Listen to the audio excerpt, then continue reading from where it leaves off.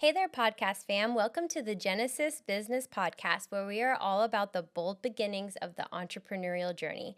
My name is Michelle, and I am thrilled to be your host. Today, I am super excited to sit down with a Houstonian business owner so we can hear all about how he started his very own LED company.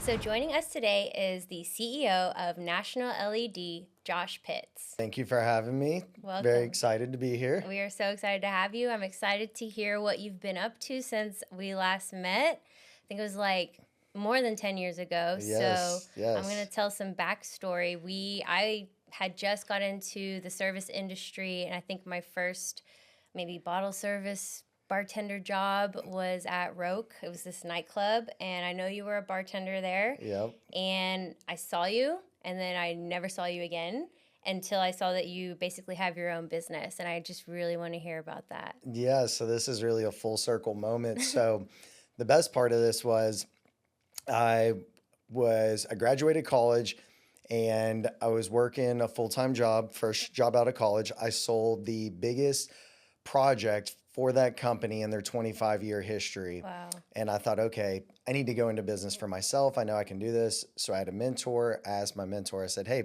what do I do? And he said, okay, first thing is before you quit your job, you got to get another job. So you got to have a nighttime job. So I went, got a nighttime job bartending. And it was so funny because I remember one of the girls that worked there, she said, well, what do you do? And I said, well, I'm actually starting a company. And she laughed at me and she actually chuckled and then repeated it like a week later and said, oh, Josh is only doing this so he could start his company. And she was kind of mocking me. And so at the time it was really interesting because I was like, damn, people shooting down my dreams already. Wow. And so I ended up bartending for probably about 6 months. And during the day, I went around and was doing sales for my company because I was the only person that worked there at the time. I made my first large sale, ended up quitting the bartending gig. And that was probably somewhere between 12, 13, 14 years ago. Now I am the owner of National LED and National EV, and we are on track to have 8 figures in revenue for our trailing 12 months. So That's crazy. yeah, it's been a really big change, and it's, you know, the cycle has been kind of full circle. I have a really big story that I love to share about like where I came from, you know, how hard my success was to get where I'm at now and where I want to go. That is just perfect. I love full circle moments. I call them God's timing, right? Yeah. And I do remember you, and actually I can relate to what you're saying where people don't take you serious, because how old were you at the time? In your 20s? I was 22 roughly when I Yeah. was working there. I was young too. So when you tell someone like, hey, I'm 21, just graduated, I'm starting a business, people are like, good for you. You had the clothing thing I back did. then that you wanted to, yeah. I was trying to start one too, right? Like a lot of people do. But I think what's important is there's 2 things here that I'd like to say. It's anyone can go get an LLC, right? So I did start a company, but not many people can be successful and scale it and turn it into a business. And that is something I had to learn the hard way. So I'm really excited to hear how you did it, because being in your 20s, I just can't imagine. I literally, I'm like, how did you do it? Yeah. Yeah, it's kind of funny you mentioned the getting an LLC. So I know people, and it's paralysis analysis that they have. Like they worry too much about, okay, how am I going to do it? What is my next step? Where do I go from here? What's the company going to be called? How do I do the articles of incorporation? None of that matters. Sales is what you have to have, right? So on your financial spreadsheets, you've got your income statement, your cash flow statement, your balance sheet. Well, the income statement's the most important. The very first line is revenue, right? And that's your sales. So for me, what I did at a Toyota Camry, National LED is now the #1 commercial lighting company for sales and installations throughout the US. So we do sports stadiums, we do warehouses, we do office buildings. So at the time, LEDs were a new thing. Home Depot had just started putting the LED bulb on billboards, and that was going to Oh, be like wow. their big deal that they were going to sell. And so I actually went and took a wall pack, which goes on the outside of a building, and a 2x2 troffer, which goes on the inside of a building. And I drove my Camry around Beltway 8, the big circle that goes around Houston. Yeah. And I knocked on doors and I just said, hey, my name is Josh. I said, I'm with this company and here are the products I sell. And I literally would just try and basically like hawk the two items I had out of my car, buy one, that's fine. Or do you want to buy more and I'll bring them back later? So on Beltway, there's a company called BPM Microsystems, and they make chips for the iPhone. Hmm. And they were my first big sale. I think it was like $30,000. I made $6,000 in profit, and I thought it was the biggest thing in the world. It is And at that that time. that was what made me quit my job bartending. Okay. And since then, my focus has been learning how to scale. And I was really, really bad at that for a number of Mm-hmm. years. I was the main sales guy, I was the CEO, I was the accountant. And then one day I finally learned everything I'm doing, people out there are way better than me at. And so I just So need to good. find them and hire them. And so that's the stage of life I'm in now is how do I grow and scale a company so that I can either keep it for cash flow long Mhm. term, or if it becomes a value add to sell it, selling the company and then doing it again later on down the road. That is so cool. And I'm just like kind of blown away, to be honest, because I genuinely have been in the entrepreneurial pursuit, and what you're saying is real. Like, it isn't that easy. One of the main questions I do want to ask is how you knew when was the right time to quit. Because the other thing about bartending is you do make a lot of money there too. Hmm. So, like, what was it in you? How did you know that 6 months was enough? Was it the big sale? Like, what was it? So even more than that was the full-time job. So my first full-time job out of college, I think my salary was like $40,000 plus commission. And, at the time I was living paycheck to paycheck, and I was asking my mentor, I was like, how do I do this? And he said, look, it's like breaking up with a bad girlfriend or ripping a Band-Aid off. There's Hmm. no real good time to do it, Hmm. but the sooner you do it, the better. And so with bartending, once I knew I could pay my bills for a couple months Hmm. with that $6,000, because back then, That's and that that age. yeah, That's that good. that covered me for several months. Mhm. I knew that that was my time to take the next step, Mm. and I really doubled down because I wasn't working until 2 a.m. So I was getting up earlier. My phone was starting to ring, and the big thing was every day that I woke up, I either made 100 phone calls immediately, or I went and I did stop ins Mm. at other businesses until I just couldn't keep my eyes open or couldn't keep going. And quitting my bartending job allowed me to do that. Eventually, I got to where I made so many outbound calls, my phone started to ring, and that's where I started to get sales. Mm. So that was a real big moment. It was very pivotal, which was how many outbound calls I could make and then how many stop ins I could make. And that's what I teach all my salespeople now is you need to be making minimum 100 phone calls for 100 days before Mm. you think that you should even start to see any type of success. Wow, that's intense. That is awesome. So you have a big, heavy sales background. What were you selling? What was the company like? Do you have an LED background too, or that just what? Mm, When I was with the first company, I was selling signage. So I was actually selling Hmm. LED signs and then signs Okay. for buildings. And I really was attracted to the 4-foot bars that had just come out. They were brand new. You could shine them up on a building, you could control them Mm. from your phone, and you could change the colors. And Okay. I thought, oh, that's really cool. I want to be in the LED world. So I actually have barely sold any of those over the past 15 years. However, it got me using this word LED. LED, I want to Mm-hmm. be in the LED business. I found a mentor. He had a manufacturing facility, and I approached him and said, hey, I want to be in the LED business. He said, good, why don't you work for me? And I said, listen, I'll take your products, I'll sell them. Mm-hmm. Whatever I buy them from you for is between us. And then whatever I sell them for is between me and the customer. So I basically had the revenue or I had the cost, Mm. and then I would go out and I would try and find the revenue. So if something cost me $100, I just had to sell it for $100 or more Yeah, so I didn't lose money. And you make a generally the profit. goal was always more. And people don't realize the R minus C equals P, revenue minus cost equals profit, Oh, here we go. is it's honestly the biggest thing that people need to focus on. Hmm. And it's really that's how simple a business is, right? You got to make more money than what you spend, and then as you get more profit, you got to put it back into advertising. Right now, our advertising team is 4 people strong, And we also have an outside firm that helps us with running Google AdWords and additional SEO work. But we spend somewhere between like 4 to 8 times as much on marketing Mm. as any other company our size does. And that's when you're at the that's when you're at this stage of the business where you're getting so much profit that you're like, okay, as an owner, I could go out and I could buy a Ferrari. All my salespeople are going to want raises. I'm going to Mm. attract more unwanted attention, or you could take that money and you could move it back into the business. And I think that's something really important that Mm. when you're at this, growing company is, do you just take the money out and spend it, or do you reinvest it to grow and scale? Mm. And again, that's really the most important thing for us right now is scaling. Yeah, I was just like, where did you learn all this? Was your mentor good at sales too, or how do you know? Is it from your sales background? Yeah. Yeah, so mentor is extremely important. Um, so I had a mentor at my first internship, and he introduced me to my mentor, who was the owner of the first company that I worked for, Mm. who introduced me to my mentor, who owned the LED manufacturing company.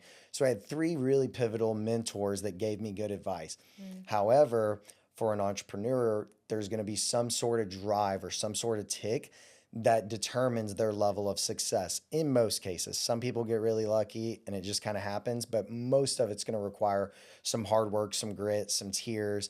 I've been told, fuck off or go away or I'm Mm. calling the cops or, I've been Yeah. really pushed away from a number of deals, whether it's cold calls or just competitors being really aggressive towards me. Mm. And the, the mentors helped, but the inside drive I had from growing up the way I did in my Mm. childhood, Mm. I didn't have a lot of money. I went to a private school, so I was surrounded by people with a lot of money. I never wanted my family to, grow up the way that I did, living in a smaller home, not having, Mm. like, I had most of what I wanted and needed, but I just wanted something better. And so that drove me to want to grow up and be a success and not have to worry about money. And the main thing is I'm able to take care of my family members that need help. I have employees that I give a really, really good salary to.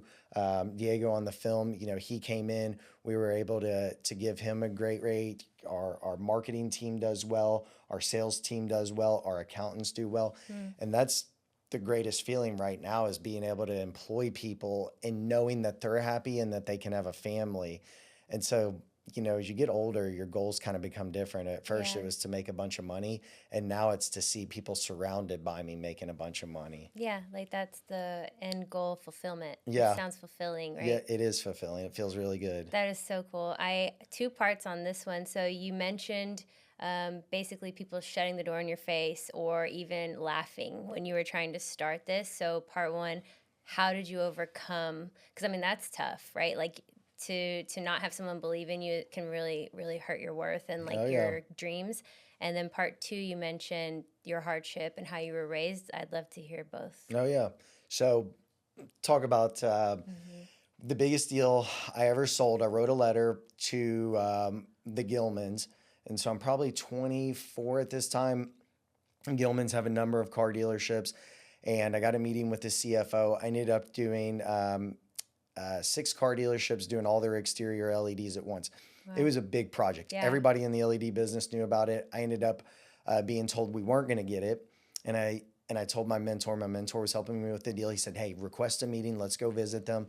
We ended up capturing the sale at the last minute. It was like totally luck, totally fulfilling, totally um, just a great moment. But when we did the job, the competitors were so upset that they didn't get it, and Mm. they're thinking, "Who is this kid that nobody's heard of that got Yeah. this deal?" And so I had a website. One of my competitors went on Google and wrote a really negative, bad review. Aw. And at the time, it was like the worst thing ever. It was like the biggest door shut in my face because Yeah. that it was permanent, it was Yeah. online. And I thought this is cheating, right? This is lying. And Mm. it really honestly made me tear up. It made me want to quit. Mm. I also had there's like programs where you can apply for incentives when you're installing LEDs for customers. I actually had one of the inspectors come out, and me and him got into an altercation. He reported back to his boss. how foul languaged I was, which was true. And I ended up being told not to participate in that program. Hmm. And it was another big door shut in my face. And so Hmm. with everything, it's like take your day, hour, minute to be super sad about it and then forget about it and pretend like it's never happened. Hmm. People who dwell on things and repeat them and won't quit talking about them, they stay in that lane and they stay with no success. Yeah. Then there's the people who say, okay, fuck it, it happened. Let's move forward and let's Yeah. go to the next step. And I think I've really been really good at compartmentalizing all that negativity and just forgetting about it and being like, hey, look, there's much more out there. Hmm. Secondly, I was raised by my mother. I lived in a 2-bedroom home, and I remember our window being broke in my bedroom during winter. So in Kentucky, it snows, and there was like 4 feet of Oh snow on the gosh. ground, and my window was broke in my bedroom. And I remember going to bed, and the wind was blowing, and I thought, gosh, this sucks. It's really freaking cold. Hmm. I don't ever want to be going through this when I'm older. I don't want my family to go through this, and I definitely don't want my kids to go through this. And that thought has never left my mind. And I Hmm. think that's like the background of some of the drive that I have, Hmm. right? Like, I don't know where my drive comes from. I know my mom instilled a lot of it from me because she was a salesperson. But Hmm. I think that growing up and knowing that I wanted more, Yeah. and I think, when you're raising kids, right? Like, if you give them everything, they have the cars, they have the money, they have the clothes. They don't know what it's like to want, Yeah. and that kind of sucks because you should always be wanting more. And so Yeah. that's just something I've thought about, like when raising my own kids when I have them, is so that they know what it's like to go after something. Yeah. That just actually got me a little bit emotional. I'm like, man, I can relate to everything that you're talking about. I also had my mom was single and hard times.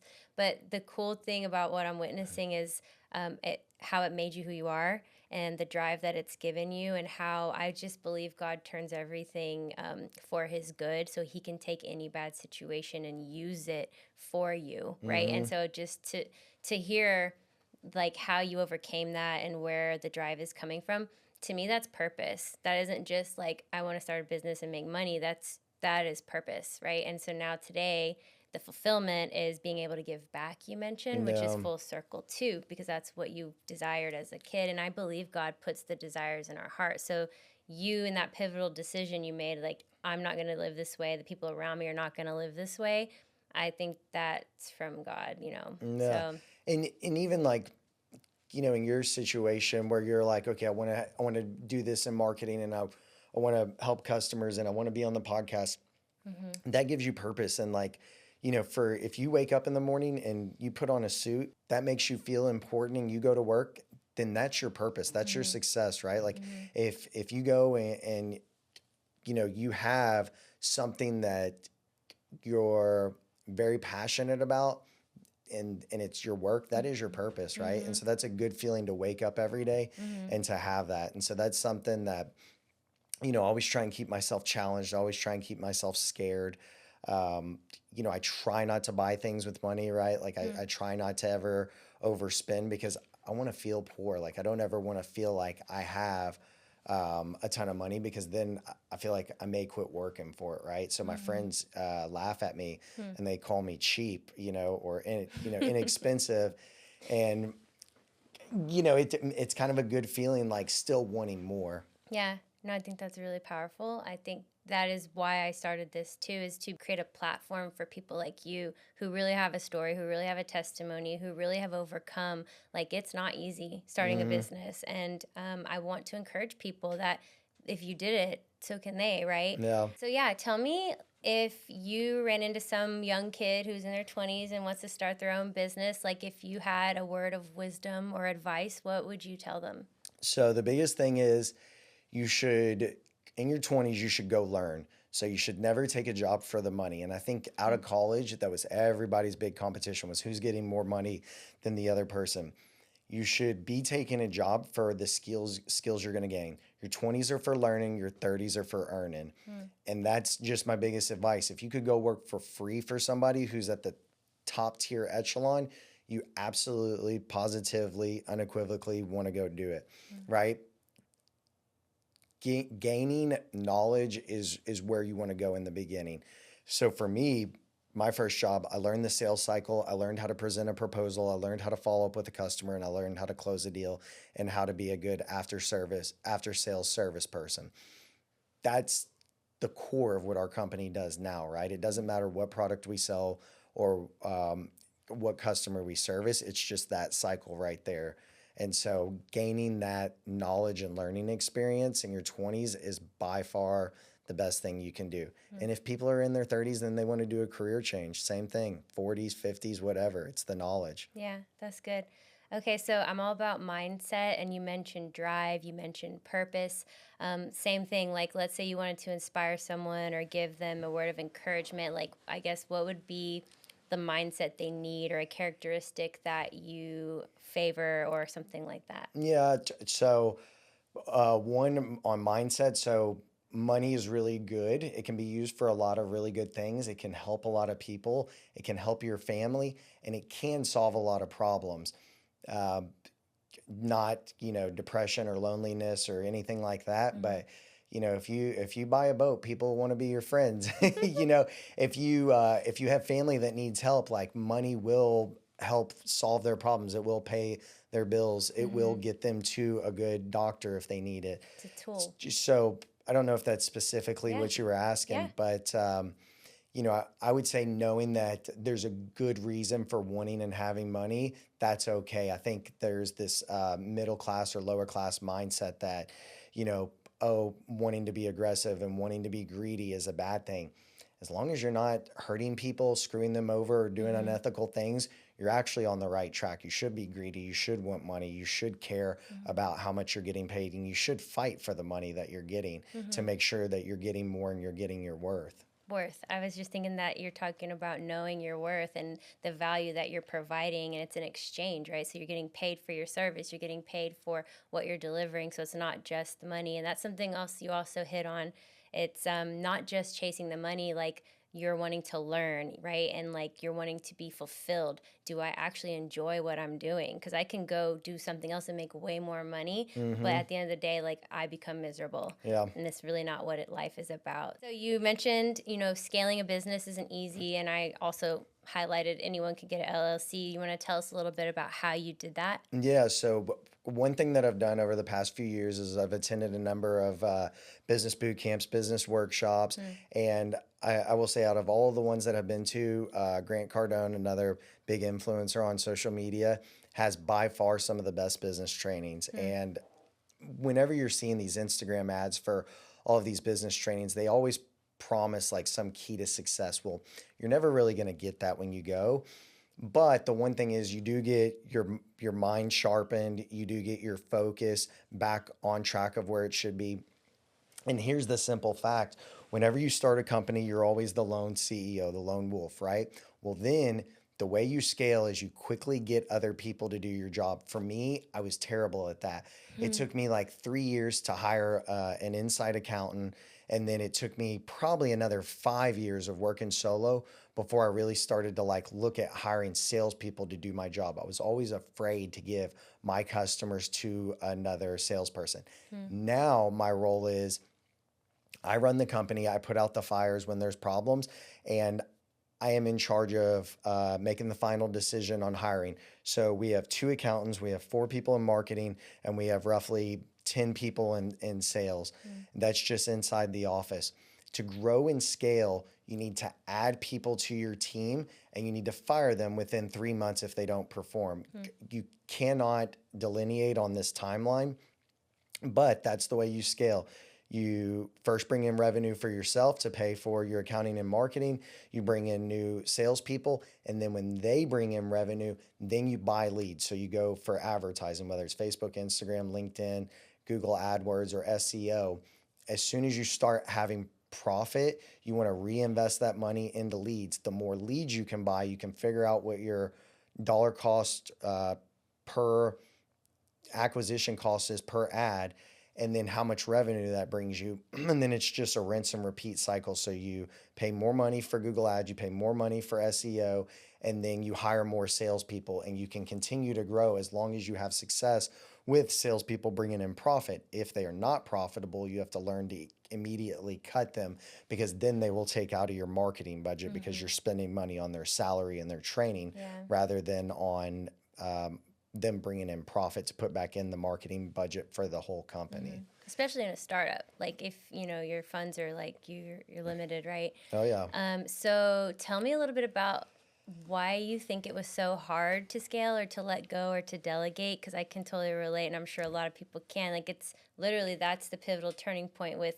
am I going to scale or not? Am I going to hand it over or not? I think this is the entrepreneur's dilemma, and this Yeah. is where everyone either it either makes or breaks you, right? So for Mm-hmm. me, I was dealing with the CEOs directly of pretty big companies, or CFOs, and I thought, oh, I'm really smart, I'm really well polished, and there's no way I could hire somebody that I could, trust to take over this client or that client, because those clients mean so much to me. Huge mistake. Now I have one client that I deal with. Every other client gets pushed off to another salesperson or given to another salesperson. Some of my salespeople are better at handling customers than I am. And when you have so many customers, you can't handle them all, and they're just going Yeah. to get mad at you if you don't give them the level of attention they need. Yeah. I also love that too, because there is a difference between like a business owner and a manager, right? And Hmm. like the skills for each are different. I've definitely had, I would say, like a bad boss, but it was because the owner is trying to manage the whole Hmm. company and run the whole business, and there's a little bit of a difference. The big thing is, once you get to a certain revenue size, you should be working on the business and not in the business. That's good. And that's where I've really started to focus over the last like 12 to 24 months, is I don't want to be in the day-to-day operations. I want to be thinking about how I can make the company bigger, how I can drive more revenue, and how I can make my team happier by providing them more. That's good. Like the visionary should. Yeah, That's like your absolutely. role. Well, Josh, I mean, it was so awesome to have you here. Full circle moment for sure. I'm honored. I'm really grateful that you got to tell your story. And I just hope this inspired whoever needed to hear it. So Yep. thank you for I being here. appreciate you having me. It is very good to see you, and high five on the I business know, right? podcast. Thank Good you. job. Good job. Thanks, Josh.